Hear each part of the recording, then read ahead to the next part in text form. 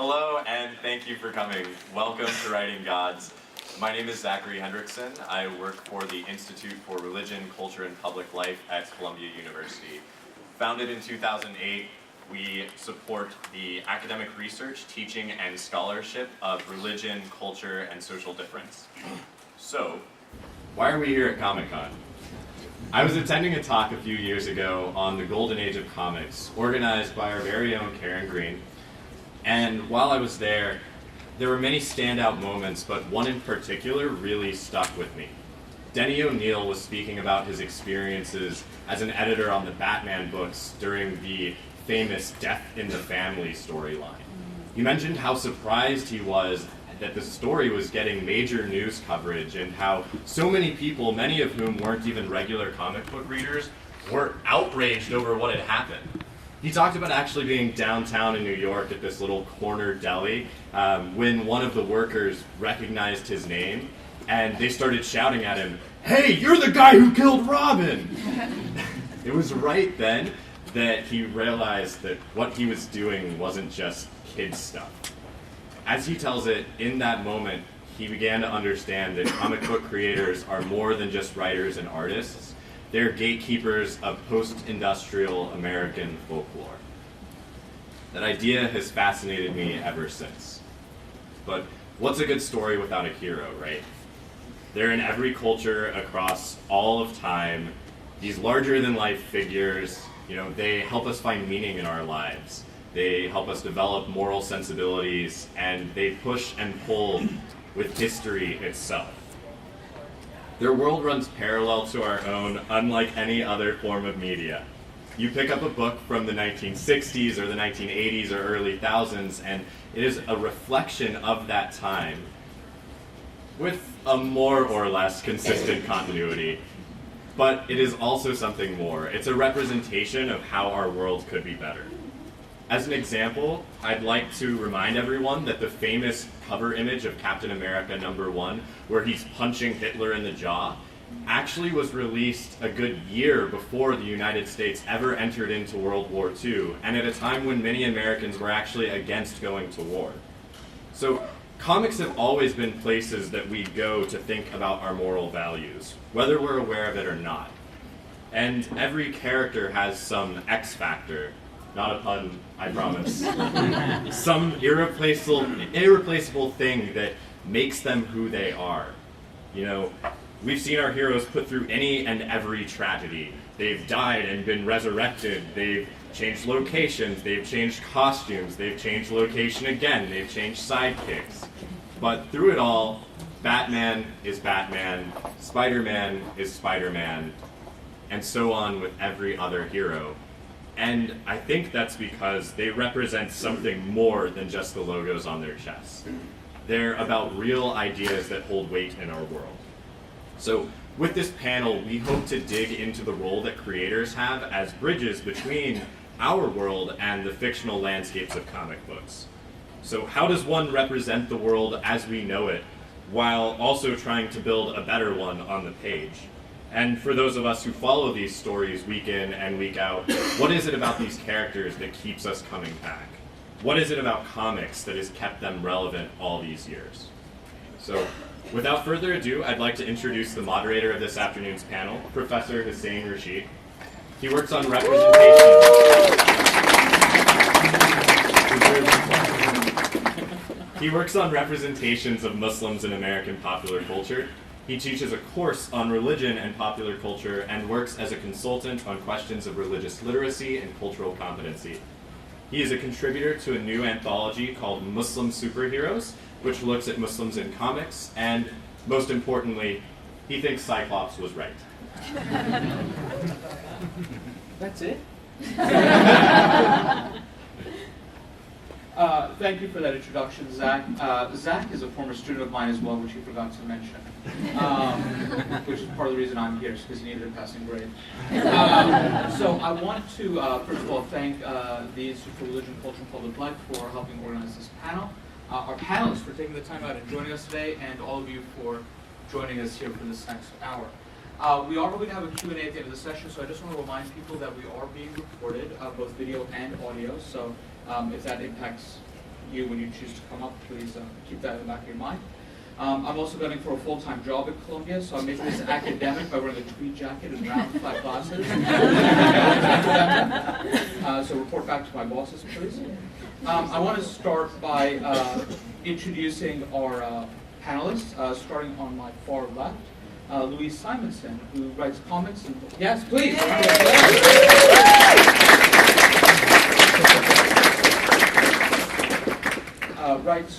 Who writes comics and books about monsters, science fiction, superheroes, and fantasy characters, including the award-winning Power Pack, several best-selling X-Men titles, Web of Spider-Man for Marvel Comics, and Superman, Man of Steel, and Steel for DC Comics.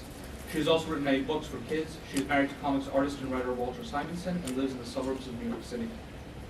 Next is Karen Green.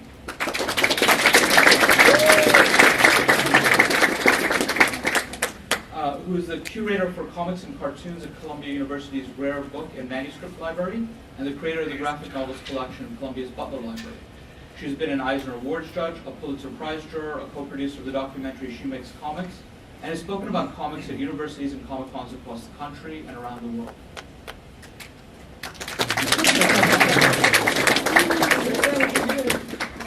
Next is Marjorie Liu, who's an attorney. Marjorie.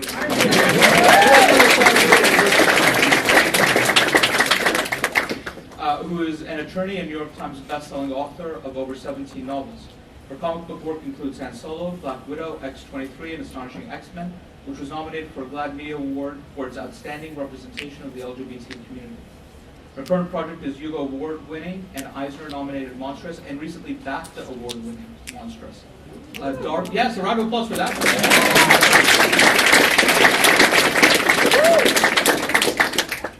Which is a dark steampunk fantasy that Entertainment Weekly named the best new original series of 2015. She teaches a course on comic book writing at MIT and lives in Cambridge, Massachusetts. And finally, on my right is Simon Spurrier.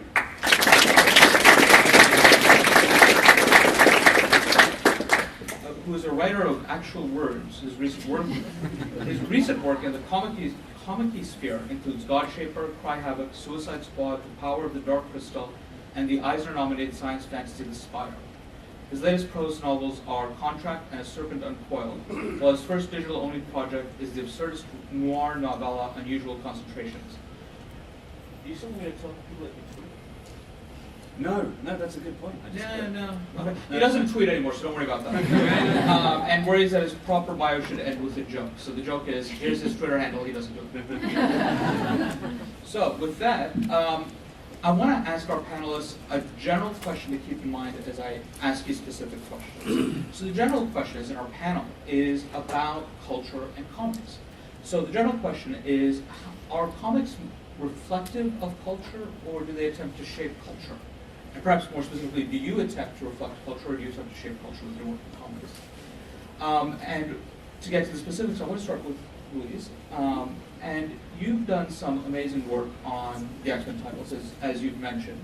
And it's something that, for me, was very influential. And one thing I should point out, I grew up reading the X-Men titles, as I'm sure many people here did, and know Louise's name, and coincidentally finding out and really being introduced to Marjorie and Simon's work through that same avenue as I continued reading those books and then following them through other adventures. But the works that I remember most are Inferno, the Inferno series, and the, yes, please come on. And the introduction of Apocalypse. So if we start with Inferno, you've got these great titles that are really very topical commentaries of what's happening in American society at the time. How was Inferno shaped by what was happening in America at the time? What were you trying to communicate with this idea of demons taking over New York City? Well, have they ever left? I don't know, honestly, that I ever had a larger. It wasn't actually quite a metaphor for demons taking over New York City, but that could be happening. I think that in the larger context, what I tried to do in comics is both reflect society and try to be a positive influence on it. Because I know a lot of people, particularly when they're children, read comics and sometimes use them almost as a guide to how they should behave.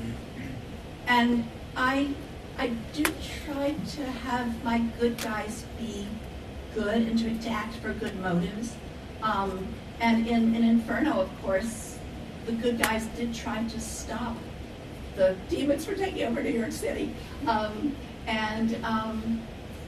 Also, and one of the characters actually, Magic, Ileana, she was becoming demonic herself, and in the end sacrifices herself. She leaves her armor essentially and goes down, at least this is the way it was supposed to happen, goes back down into limbo where she would be a danger to the world, and returns her small self to her armor so that she could emerge like a chrysalis, almost ready to be reborn. But I don't think as deeply about this stuff as beyond that really as a lot of, I'm sure these people do. Don't jump to conclusions.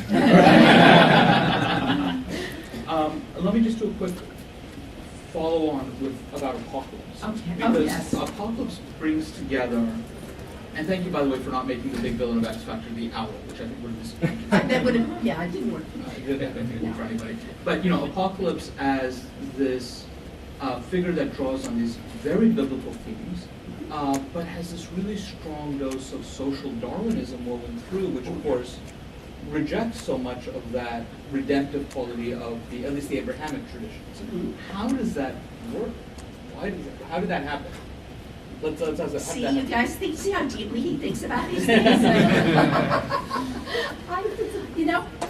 I love for some reason, I love the idea of villains who actually sort of have good things in mind, like they want to make humanity stronger. And honestly, there was in my version of his origin, was that he knew disaster was coming to humanity, that in the form of these giant beings called celestials who were going to come back and judge humanity. And he wanted humanity to be strong enough to face them when they came. I mean, Apocalypse lives forever, so essentially he goes back to even pre-Neanderthal times.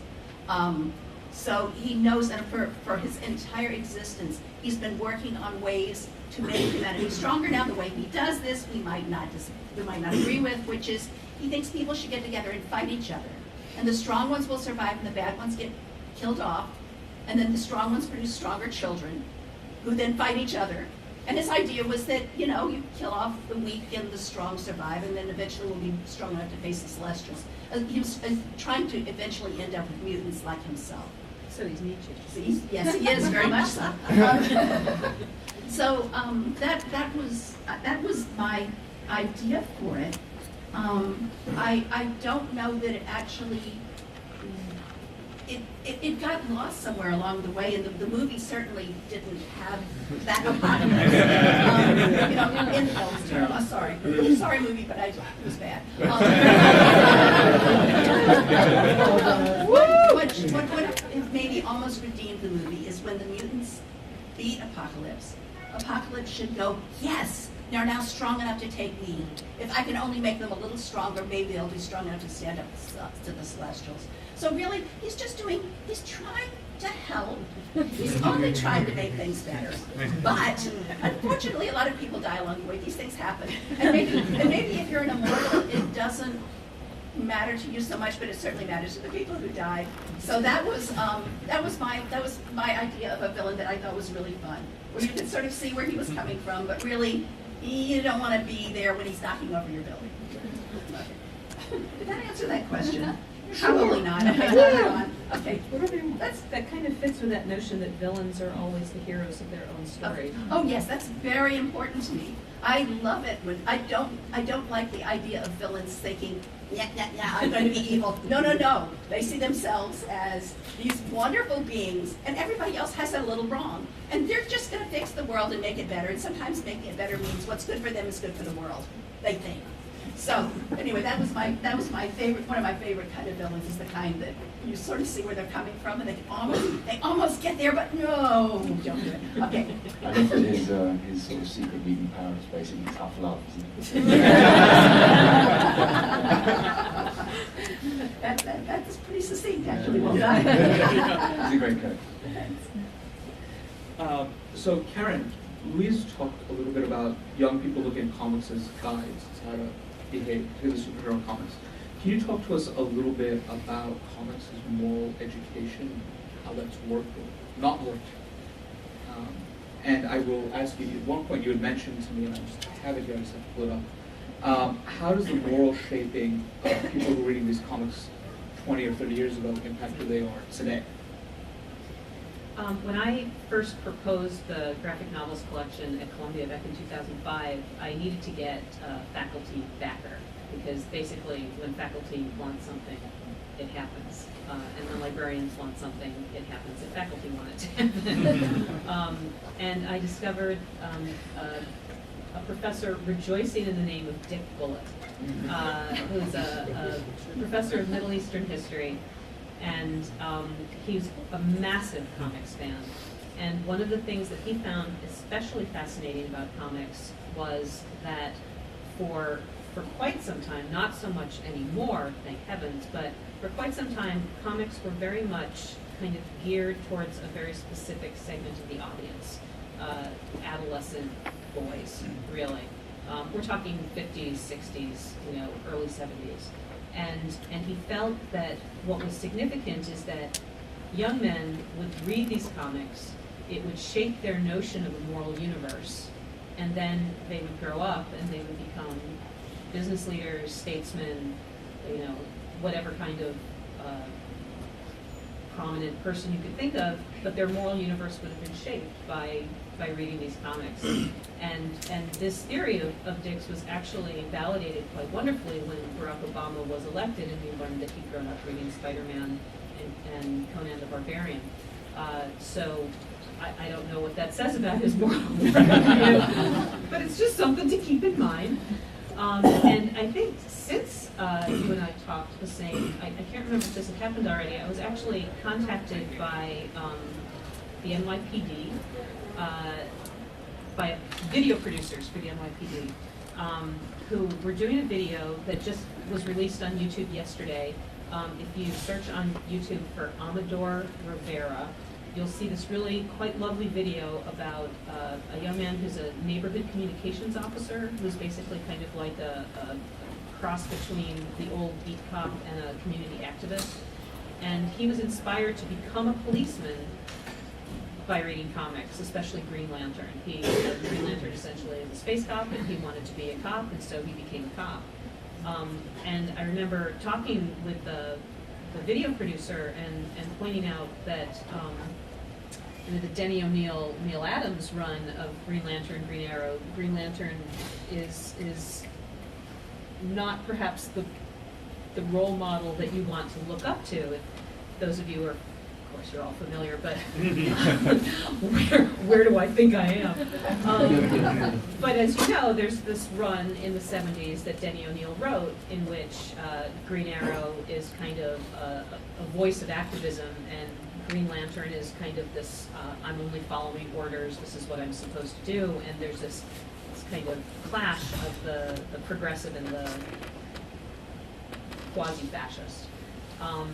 So that was kind of interesting to me that Green Lantern became his role model. This was clearly at a later time. He's a lot younger than he would be if he'd been reading Denny's run.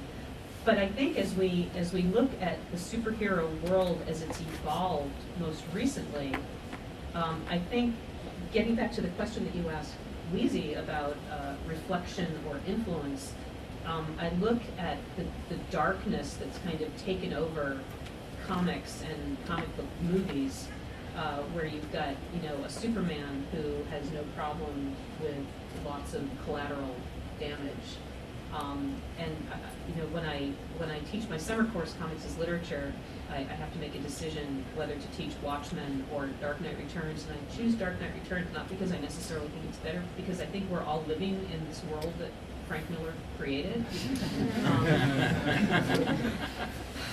for better or worse. So I think that there was a time when, and in Dark Knight Returns he kind of decries the big blue Boy Scout, who Superman is a quasi-fascist himself, who's also this big blue Boy Scout.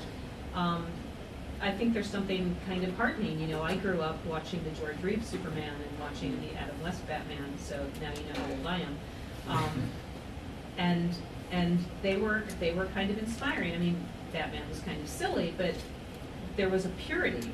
There was a purity to his worldview that I think is more difficult to defend in our post-ironic universe, but that there's something worth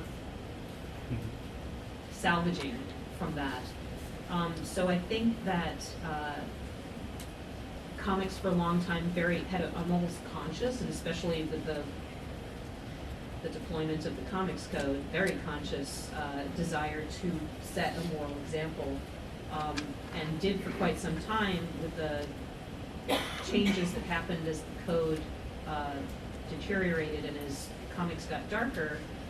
I don't know if we could still always look to comics. I can't say this across the board because there are still, I think, aspirational and inspirational comics that are being written. But I think it's harder to look to comics for a moral center the way it was more possible possibly in the 50s, 60s, 70s. So could you play futurist a little bit, right? If we say Barack Obama was reading Spider-Man and Conan the Barbarian, right? So he's happy to say we need to do good things for the country and use drones without restrictions, right? We can sort of, I'm not going to play amateur psychologist, right? But we see, Yeah. you know, if we don't have that moral core, if our comics is our sort of places for moral reading, aren't all doing that anymore, what happens to us in 20 years? Well, I mean, what happens to us now? We get Donald Trump. But he didn't read comics. No, but the people who voted for him Or maybe That'd be an interesting. Sorry. And maybe they did. did. Or maybe they did. Maybe they should have. I think we need a demographic study now. Yeah. On Let's whether do Donald it. Trump- yeah, Let's do it. I'm there. Okay. I think we need it as an exit poll. We need to, like, did you read comics from who did you vote for? That's reasonable. And did you read Marvel or DC? Were you?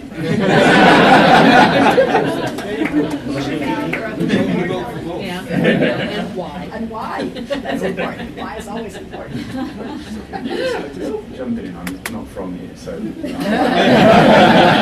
allowed to have views on this. It's not going to be crossed with me, but I was listening just now, and I was sort of preparing to be the Simon Cowell who's going to sit here and my anxiety about holding up the archetype of the superhero as a sort of exemplar of how one should aspire to live in the kind of, demigod pantheon sense. I'm troubled by that because frequently the superhero is a creature of brutal reductionism. Everybody is either very good or very bad. And the only way to fix the very bad things is to destroy them. And the only way to make the good things right is to destroy the bad things. And there's no sort of building stuff up. That's a really horrible generalization, and I'm not saying that all superheroes are like that. There are brilliant, wonderful literary superhero comics. But isn't it interesting that we're talking about the comic book influences or not of your presidents?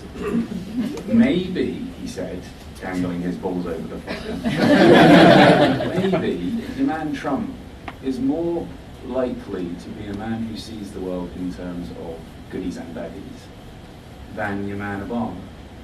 Whereas, right, and yet we're saying Obama grew up with comics, but it's clearly not the case that he's taken aboard the morality of Spider-Man, swinging around the world, seeing everybody as either a goodie or a baddie. He understands the nuance, he understands shades of grey, he understands progression, all the rest of it. I'm a disgusting liberal, I'm sorry. There's a reason I'm wearing a pink jacket. Yeah, I have no point to make, other than that it interests me that, whereas I would worry that somebody who uses superhero morality as an instruction book is going to end up being an awful person. That's clearly not the case. But there's superheroes and superheroes, right? Right. I mean, Superman and Batman are not the same kind of superhero. No, they're and not. Peter Parker and Spider-Man is a complex character. Sure. He makes mistakes, he thinks about what it means. I can see that as being something that would create somebody who's more reflective. Yeah, Definitely, Trump is somebody who sees bad hombres and good guys. He loved Lex Luthor. He wanted to be Lex Luthor. And Lex- QED. I mean, it's done now. That's a good point. I'm going to put on the professorial hat for a second because I think it's a good transition to Marjorie's, to what I want to talk to Marjorie about, which is, the humanities is all about teaching shades of gray, and part of the reason I enjoy teaching comics is because you really can get to some of those shades of gray. And even those characters who are sort of one note can become more complex. I grew up Alpha Flight hating North Star. I thought he was the biggest Quebecois prick that one could find. And you really humanized him, I think, through a large part of that story arc. But what you did as well with his marriage, I think, is also gave us a story. We're talking a lot about Bobby Drake and Iceman coming out, but before that was North Star. And when I would find students who come to me who were dealing with questions of sexuality, it was a way for me to have a story to share with them, to say that there is a struggle here. What is that? What does that look like? At the time you wrote this, there wasn't anything similar in the Big Two. What prompted this, and what is your response to that storyline there? Well, gay marriage was always an issue of civil rights for me. And it was personal on a number of levels. My parents, I'm mixed race, my dad's Chinese, my mom's white, and they got married less than 10 years after the Supreme Court declared that it was illegal to ban mixed race marriages. It's only been since 1968, right? That's not much time at all. And so my parents got married in this time when there was still, a lot of issues around this. But 10 years earlier, they wouldn't have been able to get married. And for me, it was the same thing with gay marriage. It didn't make sense. It doesn't make sense. Why couldn't people get married? And so when I was working on the X-Men, Astonishing X-Men, this was very much in the forefront of my imagination. And then also when I write superheroes, I'm not thinking of them as superheroes. I'm thinking of them as men and women living in our world with actual human problems, and they also happen to have superpowers. And how does that alter one's perspective? How does that alter one's life when you have tremendous power, but you are just trying to get through your day? Because the X-Men are still trying to get through their day. But it was, and as far as the response, the response was overwhelmingly positive. I always knew, by the way, I always knew Bobby was gay. I always knew he was gay. When I was writing Astonishing X-Men, I was always writing he was in the closet. That was the whole point of, one of my last arcs, Astonishing X-Men. But anyway, that's a side note. So, but they prepared me for the worst. They were like, you're going to get death threats. Here's our contact or security consultant in case people come after you and come to your home, in case there's an escalation of threats, be prepared. And I did get death threats. I got death threats, but the death threats actually, it started out as death threats for the first couple days, and then it just turned into racial slurs. So it was just, but it wasn't actually that bad. Again, the response was so overwhelmingly positive in the long run that that initial run of sort of just hate, it didn't matter. It didn't matter. So let's talk about your current project, which is Monstrous. Mm-hmm.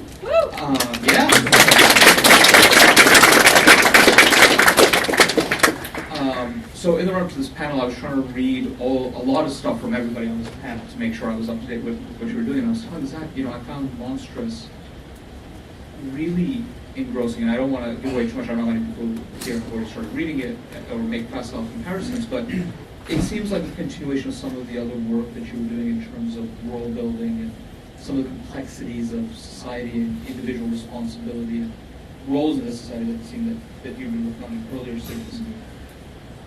But this world is so totally new and different, with this dose of belief and magic and almost again, I feel like I'm going to make a facile description, maybe both out the way. But what is this world you're building for us, and why is it? What's prompted you to make it so radically different from anything that may think familiar for you? Well, actually, the core of Monsters isn't that radically different. Yeah, it's a steampunk epic fantasy. Yeah, there's a monster living inside this girl. But ultimately, this is a story about colonialism. It's a story about slavery. It's a story that at the heart is about a race war that has basically reach a stalemate, which is America. That's America. And it's a world in which these two sides, humans and arcanics, have not yet learned, they haven't learned yet how to reconcile the hate they have for each other. And in America, we seem to think that the way to transcend our differences is to forget them, to pretend they don't exist, to forget these past traumas, you know, these injuries. And that's not how you do it, right? And in Monstrous, you know, the story of Monstrous is about how one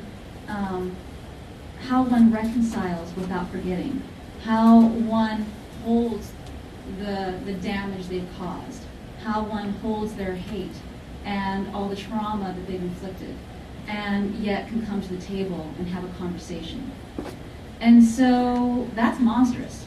That's, you know, and I think about this all the time. I'm thinking there's a reason why the entire cast is primarily female, because it's also a commentary on the misogyny, on the prevalent misogyny that we see in in much of our pop culture, in much of our favorite entertainments, where there's a ton of men and maybe only one or two exceptional women, which is really fucked up. It's really fucked up, right? And it's also a commentary, the fact that every single person in the book is a person of color is also a commentary on the fact that in almost all of our popular entertainments, what we're seeing is primarily white.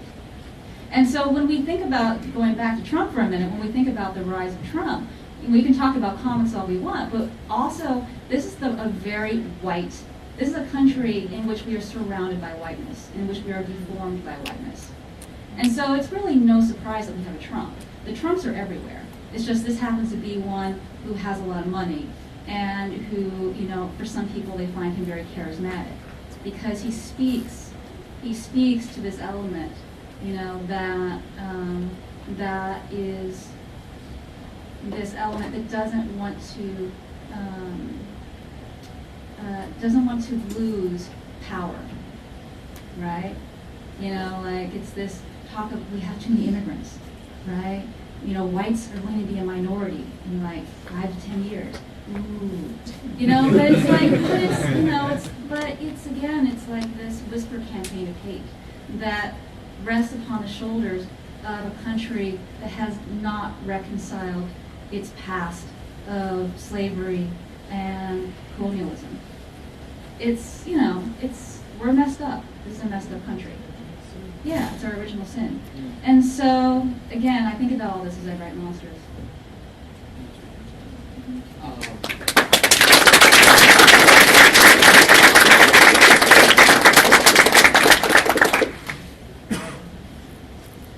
Yeah, I don't have to follow up with that. I'll come back. Simon, going through your work. You know, it's funny because part of the panel discussion is on culture, but it's also on religion, and I think consistently your work has dealt with religion, or at least belief in a divine form, right? I mean, because I'm an X-Men guy, your Legion story, right? I mean, here's this mere omnipotent being who writes himself out of existence. I originally my note said, makes himself dead. I'm like, no, that's not actually what he does. He writes himself out of existence, out of love for other people to save them. And so you've got, really long works to get us in a really complex sort of way. And now going through the God Shaper series that I'm reading, there's a real intimacy with the divine, if you believe how they are. So why is religion, you talk about the word, is it intentional? You mentioned at one point you consider yourself a disciplined atheist. So talk a little bit about that. Yeah, I guess the simple answer is I have no religion, so I'm fascinated by it because I want it. I want to feel that. I want to feel the spark of divine certainty that makes life so much more simple and so much more beautiful, and I haven't. And there's actually a pretty decent version of my origin story where through colossal arrogance I became a writer simply to replace the missing spark of divinity in my brain with my own voice, because that's what writers do. We create worlds, we Like, I don't know, is anybody here into Hermetic magic, all that stuff? Right, so I'm not a practicer, but there's a wonderful thing in Hermetic magic called the principle of mentalism, which is the notion that your idea of the universe, your idea of this reality surrounding you, can by definition only be based upon your senses. The things you see, the things you hear, the things you touch.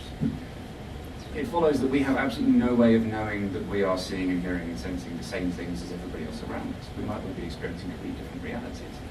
The one thing you can say for certain about reality is that it exists inside your mind. There may also be a real reality, we might all be experiencing it, but you can't say that for certain. All we can say is reality is in your brain. It follows that if you change somebody's brain, you're changing their reality. That's magic. That's literally what magic is. And it follows that as somebody whose job is to change people's minds, I'm basically God, so hi everyone. That's why the camera runs. Which isn't answering your question at all.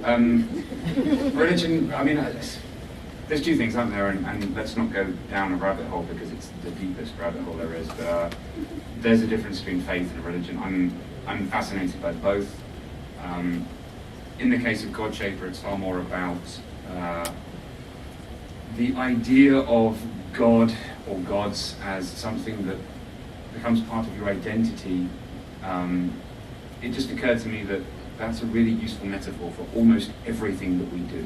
So in Godshaper, just to give you a very quick elevator thing, the laws of physics are broken, there's no electricity, no combustion, none of the things that make life convenient for us.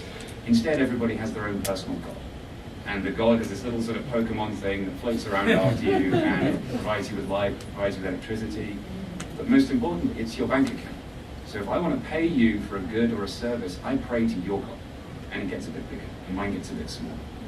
So that's an economy which is based entirely around metaphysics rather than money or any of the, and that's sort of my starting point for world building is to come up with an economy, because I'm really boring like that, and then just ignore it. And you tell a story about a character. In this case, Godshaper is a story about the only man who has no God in a world where everybody has a God. That's a great book. You should go and read it. But yeah, religion in this case was a very useful metaphor for vanity, accumulation, property, just all the things that I suspect are a little bit unpleasant about our society. And I think people do put an awful lot, again, I'm not religious, being a cynic, I would tend to see the idea of a God as something that you have created, something that you are hanging your beliefs, your ideas, your desires, your ideals upon. And so for Godshaper felt absolutely right that these walking, talking status symbols are essentially gods. And so that's kind of Godshaper. I waffled a lot. I'm very jet lagged, I'm sorry. You say with a British accent. It's fine. Utterly brilliant. What I want to do is, unless my colleagues have anything to say, I was just thinking, you said that in one of Simon's series, a man writes himself out of existence. Yeah. I was just thinking of the medieval theologians' understanding of hell, not as being this physical place with fire and brimstone, but being a state in which God has turned his face away from you. Yeah, they were good. They were good.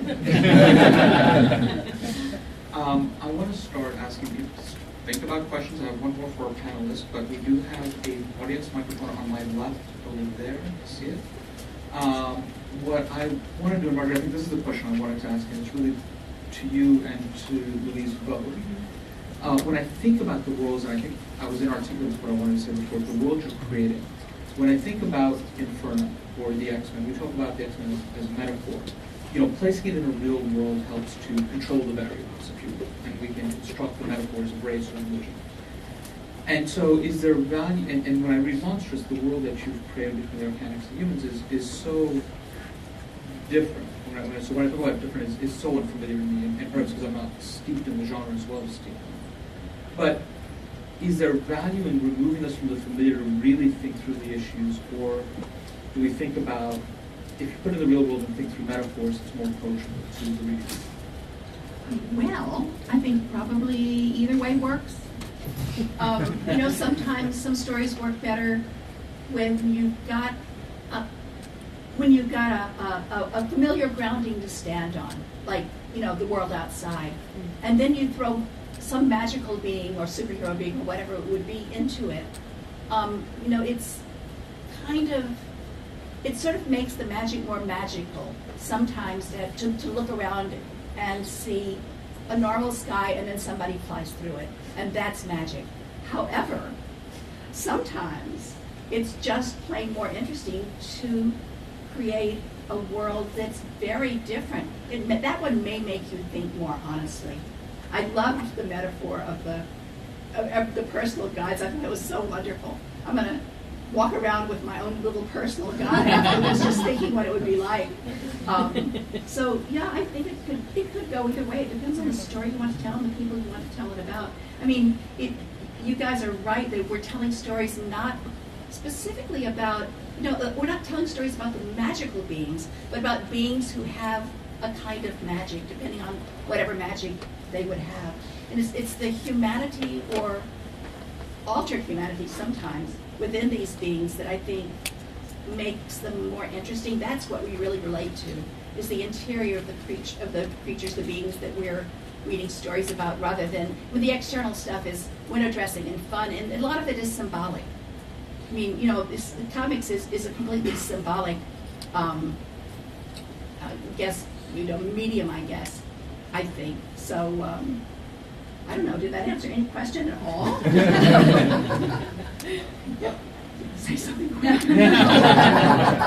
Well, I think estrangement is an incredibly useful tool in storytelling, and whether or not you're dealing in, quote, our real world or a fantasy world, but something that Simon just said really stuck with me, which is that in our minds we create our own reality.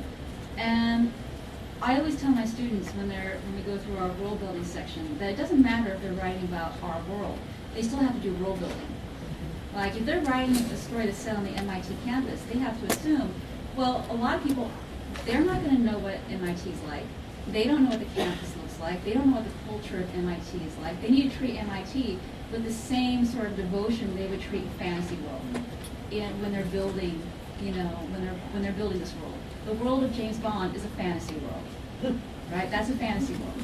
The world of Mad Men, even though steeped in history, is still in its own way a fantasy world. The world has to be built because a lot of young people aren't going to be familiar with the 1950s or the era that is set. And so same thing with the regular fantasy world. The fantasy, you build in the world. Now, the usefulness of fantasy and reality in fiction, again, is estrangement. And so it's hard for people to be like hit over the head with things. Like we want to be entertained, right? So when I'm working on Monstrous, I may be thinking about all these issues, but I'm going to make the story as entertaining as I can. So someone who picks it up, yeah, okay, maybe they want to read deep into this story and read about colonialism and misogyny and race and all that. But if they just want a straight up fantasy story, they got that. They don't have to think that hard. And maybe they'll learn something along the way, right? Let's think about Mouse. How many of you guys have read Mouse? Right? Well, yeah. But the one great thing about Mouse is that Mouse is nonfiction, but with a twist, right? The Nazis being cats and the Jews being mice is just enough of a twist, just enough distance, enough estrangement that you can sink into this. If reading about the Holocaust is not your shit, like if that's not your thing, you can still read Mouse and for the cats and the mice and be like, what is this? And learn something very profound. And so that's the beauty of storytelling, that's the beauty of estrangement, whether or not we are grounded in reality or pure fantasy. Thank you. I think with that, why don't we turn it over to our audience for some Q&A? And I don't know how many people we'll get to, but we'll do our best to get as many people as we can. All right, thank you so much for the panel. I'm really enjoying it. My question was, one of the issues that personally I have with the Abrahamic traditions, and I'm Muslim so I can say this, is that there's always this battle about who is reading the text correctly. So you all are, experts in your own ways of creating these worlds and understanding these worlds and building these mythologies. So do you find that people mistake your mythologies, mistake your metaphors? Does that add to the world building? Does that detract from it? Do you appreciate people reading their own thing into this, into what you're creating? Or do you have an idea in mind that you're going with and want to get across? You raise your baby and you let it out into the world, and you don't get to tell it what it does anymore. If somebody decides that they're going to hang their own preoccupations on your wonderfully crafted scripture, then that's up to them. It really is an interaction between you and whoever happens to pick up your book. And every time somebody picks up a story that you did, you get an interaction, whether you know it or not. And it's always kind of interesting to see how people react. And you get a lot of different reactions to the same story sometimes. Yeah. I mean, the thing is, like, I don't know, Charles Dickens couldn't have predicted that his books would still be around and that folks would still be reading them and interpreting them in their own way. Like, we, as everyone has just said, we make our work, we send it out into the world, and that's it. Like, good luck. It's interesting, this is the 500th anniversary of Martin Luther nailing the theses onto the door of the Wittenberg Cathedral. And just that notion that, he embraced, and many before him who were condemned as heretics embraced, of trying to make the Bible accessible in vernacular languages. The church was not happy with this notion. The church wanted to maintain the position of being able to mediate and explain these texts and not let people go off and interpret them on their own. And in retrospect, that maybe wasn't such a bad idea. But that's the Bible, and these are comics, and you don't necessarily get that same authority. It's a really strange equivalence that just hit me. This is ridiculous, but it's like you think about the sheer number of sects that arise, the sheer number of disputes that arise over the tiniest little details, the positioning of a comma, whatever the hell. And I think, well, isn't it good that those of us who work in fiction, I read a brilliant line, I'm interrupting myself, I wish I had come up this line. Fiction is the journalism of the unconscious. Isn't that beautiful? But those of us who create fiction, we sort of think, well, hey, there's only one reading of this. It would be ridiculous for people. And then you go on bloody comic book review roundup. 10 out of 10, 1 out of 10 by two completely different reviewers. So yeah, it's the exactly what I was talking about before. The reality exists inside your mind. Therefore, it is the responsibility of the consumer of fiction to decide what it means. And the best we can do as creators is try to guide them a little bit. It's very easy to become a tyrant for the words. Hello. I wanted to ask a question relating to something at the start of the panel, the idea of the morality of comics influencing people as they grow. Do you personally believe it's better to have a more simplistic view of good and evil when you start out young, to build upon yourself, to learn those gray areas once you get older? Or do you think it's better to start with those gray areas and then almost confuse someone into changing their minds and figuring things out as they grow? I think kids are smarter than we often give them credit for. I was not crazy about black and white when I was a kid. I always wanted to know shades of gray. So I cast my vote for complex morality. I think getting them to ask questions is probably a good thing, although it may be what a lot of religion doesn't want them doing. I think most kids and their families are already exposed to complex moralities. And so reading about complex moralities is nothing new. And in fact, seeing characters and how they wrestle with complex moralities is probably incredibly useful. Yeah, I have no useful answer. I think there's probably a fundamental British-American distinction here. I know I mean it, and it's an awful generalization. I'm being reductive now, but I grew up in a country with a hangover of empire. If I get sick, somebody will come and scrape me up. I get a free education, I get free medicine, all the things that I think are absolutely right. But over here, it's like I sometimes go, hey, this is a really familiar scene, we'll talk in the same language, but basically the same. And then something that will happen which reminds me that we are poles apart. And one of the things is, and I could go down a whole gun control thing, I'm not going to go touch that with Bible, but there is, it sounds like a cliche, but the idea of the frontier, the idea of one man conquering the wilderness and all the rest of it sounds like such a daft mythology, but I think it's pretty deeply enshrined in the American consciousness. Or maybe, you know, in parentheses, discuss the white American consciousness, I don't know. But I think that that is a pretty major distinction, and quite possibly why you guys have come up with these wonderful, bold, always quite confident and certain in their morality archetypes of the superheroes, and then us cynical bastards get our hands on them and suddenly they're all problematic and I'm not sure I want to fight crime today. And yeah, so I don't know, I'm reaching and being quite reductive, but there's something in that, I think. You're right. Hi, thank you guys for the panel today.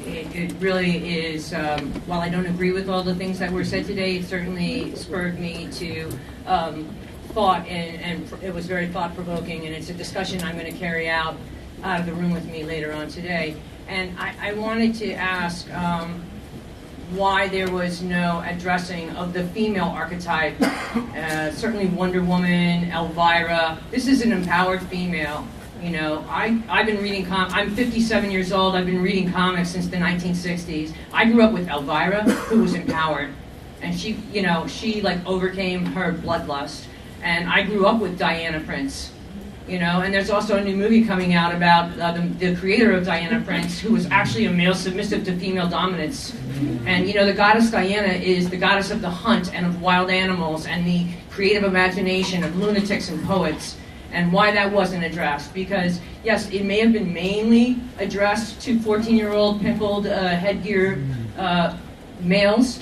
I also wore headgear, you know. I don't think it was exclusive, and I think someone who was seeking their own truth found those truths in these archetypes. Not only does Wonder Woman transcend popular culture, she is a goddess.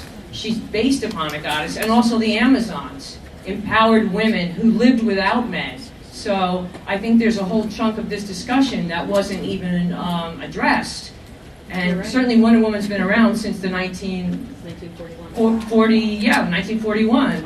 And I thought there was a huge hole there. There are a lot of us who grew up in those days and were told, you know, be a good girl and graduate from college with your MRS, who still went on to become successful, unashamed women. And I would just, you know, I'd like to bring that point up of, you know, there were plenty of paradigms in my culture, and I grew up in Arkansas, and we put the crack in cracker. Well, the beautiful thing about Wonder Woman is that she is a character in what has been portrayed historically as a masculine field. She's a warrior, right? And what every woman recognizes, and why, even as a little girl, Wonder Woman was so familiar to me, and why I didn't need much explanation about Wonder Woman was because I recognized that I was also a warrior, that all women are warriors in man's world. And like, I felt really strongly about that, and that, you know, and that I think that Wonder Woman is someone who disrupts patriarchy, like, fundamentally. And that's, you know, another reason why she's so, I mean, there are so many reasons why she's incredibly powerful and symbolic, but, and one of the reasons why I personally resonate with her so much. I mean, I have to say you're absolutely right, and it's kind of ironic that I came here straight from the celebrating 100 years of women in comics panel and did not mention women once while I was here, so that's on me. Wonder Woman, yeah. I didn't grow up reading Wonder Woman comics. I grew up reading Archie comics, so that probably explains a lot about my own kind of weird gender role confusions as I grew up, because Betty and Veronica, they're not role models. They're both negative role models in like two very different ways, I think.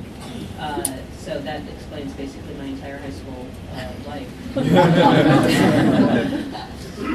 She says regretfully. What's interesting is that Marston wanted to have a role model for little girls. He wanted a superhero that little girls could respond to.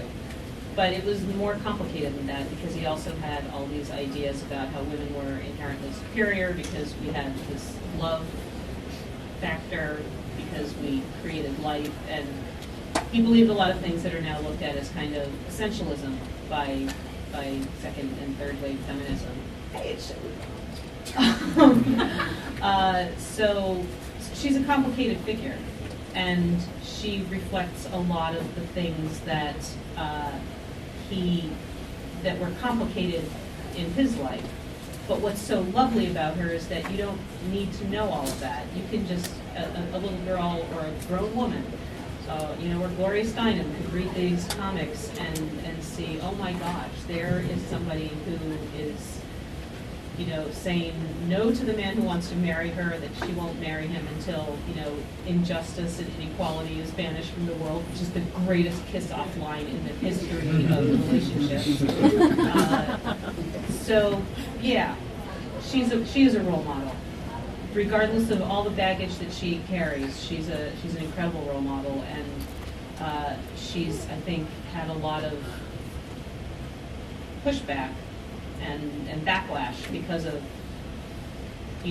wearing the cute little costume and the Lily Carter years and all that, but she transcends it. She absolutely transcends all that.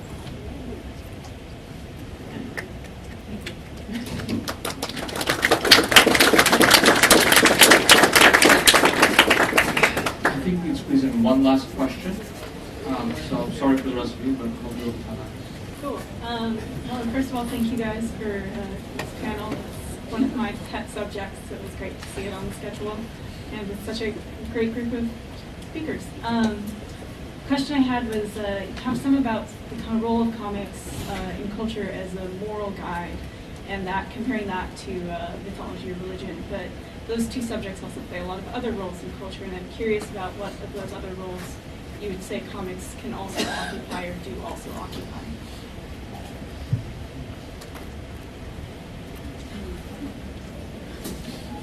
Something that happens a lot at Comic Cons like New York and San Diego is that comics becomes, like the term comics becomes shorthand for superhero comics.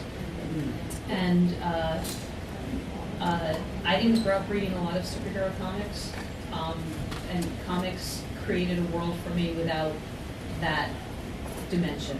And I think that whether it was, Archie's when I was 10 or 11, or Undergrounds when I was in high school, or heavy metal in the 1980s when I fell in love with Ranks Rocks, and like I said, Betty and Brown really fucked me up. There's all sorts of ways that comics can create worlds either that are aspirational or inspirational or escapist. And it doesn't have to be because of somebody in a costume. It can be, Fun Home. It can be My Friend Dahmer. It can be all sorts of things. So comics are there for you in all sorts of ways. The question you're asking me is a good question. The question is basically, what function does stories have? Because comics are as capable of literary brilliance and abject rubbishness as novels, movies, video games, whatever. It's just the choice of medium. You can tell any story as well or as badly in comics as you can tell it in any other. And therefore the bigger question is, what function do stories play? And because I'm a little pretentious prick, the answer is everything.